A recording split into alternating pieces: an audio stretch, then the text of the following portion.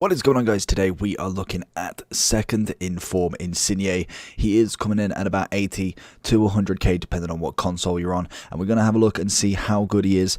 Obviously there is another 87 version in his road to the final, which is obviously Europa based. That is coming in about 120, so you kind of pick and choose which one you want, really. Let me know down below. What did you get in red picks today? I'm interested. Personally, I got Tillemans and John Stones. So let me know down below what you got. Make sure you like and subscribe, and let's get into the review. So we have got Insigne here. Like I say, 80 to 100k, depending on what console you're on. He is a 4-star with right foot and is at 5'4", quite a small player, which adds more agility and balance to him. He is obviously a high attacking work rate with the medium defensive, as you can see. 94 acceleration is cracked, 86 sprint speed, very nice pace overall. Shooting wise, obviously could use a little bit of a shooting boost with that 79 finishing if you want him as more of an attacking player. I've always liked Insigne as more kind of almost not striker, but like a left forward, where he's really putting the pressure in goal. He's already got quite decent passing. His dribbling is normally pretty immense, and especially because of his size, he's very nippy, very in and out, and obviously pace is normally pretty goated for him.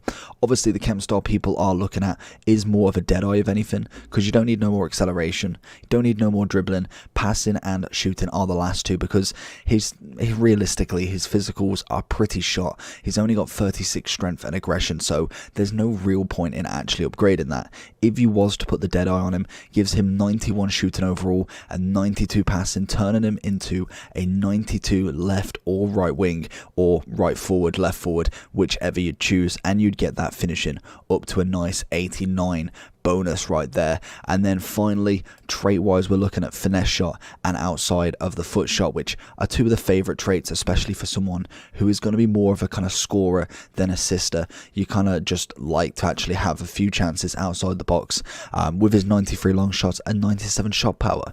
So let's have a look at the in-games and look at the gameplay that we've got for him and see how well he did.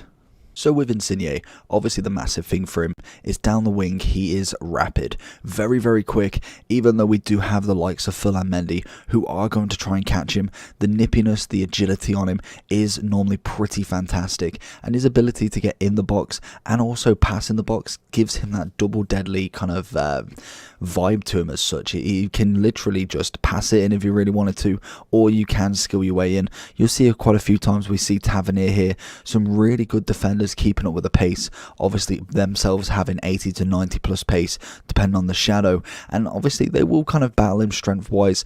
Pretty much most players will out strength him purely for the fact that he has only got 36 strength, but in terms of if you can kind of get that dribbling in, he is always going to win if you can kind of utilize the skill moves a little bit more. Obviously he does win the ball back sometimes, not all the time, but we see him constantly moving, and just look at the pace past him. That's Tavernier that he's absolutely blitzed. And again, it depends on what you want to do here. You have got the options to pass it across or bring it in yourself, which we did there, and managed to get the lovely finesse across goal. And with that trait, obviously that kind of adds that just that extra bonus of his shooting ability. And I think across here we go for that kind of early cross, does bounce back quite nicely, manages to fall to Ben Yedder and really kind of just add into what he can do.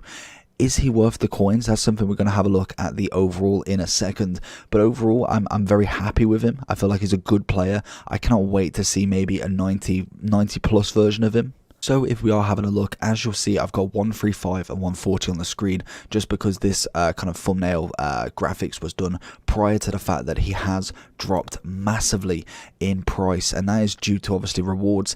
And then we have Team of the Year coming tomorrow, or today technically, later on, so he will drop even more. And I think, to be honest, I may pick one up if he drops to a point where I think, you know what, he's bound to rebound at some point. And like I say, he has got an 87 already, which will go up if they do go forward in the Europa League. I personally don't know who they've got next in terms of Europa, but definitely have a chance to go forward. They have quite a nice team in terms of specials. Mertens is obviously one of the big ones I really like to play with, just because obviously there's just a nice duo there. And then you have got a headliner Lozano if you wanted them free as your top three, and then obviously Koulibaly. There's plenty of specials, as you can see, ranging from lower ratings to higher ratings if you really wanted. But kind of the overall of him, I've personally given him an 8.2. You're probably thinking you're making all these good points. You're thinking you sound like you really like him and he's going to really produce some magic in your team, and he will do.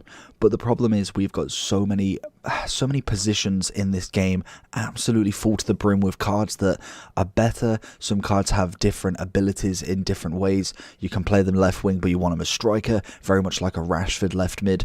Or you can have obviously the big boy Neymar, who is going to be the best. He is the best left wing you can get currently on this game, and especially in gold version up until the price that he is. I think then you're looking at someone like a Ronaldinho maybe. If he does get a prime moment this year as a left wing, then that wing is going to be covered.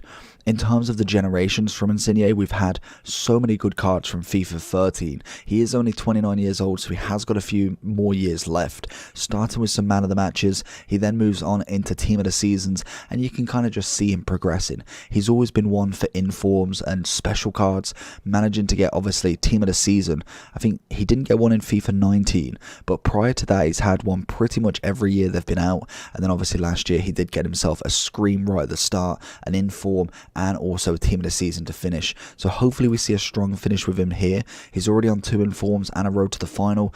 We could see more from him. I think he's a good player, obviously with a dead eye, as you can see, does whack them stats really nice and up. And in terms of in real life, 9 goals, 14 matches. For a left mid, if he plays that sort of role in Napoli as well, it's not bad at all. But hopefully you did enjoy this video. Let me know down below what you think about this shorter episodes. I know this one's kind of going on a little bit, but I'm going to try and kind of really narrow them down a little bit more to just the facts. Let me know down below what you think. There's going to be a poll on the channel.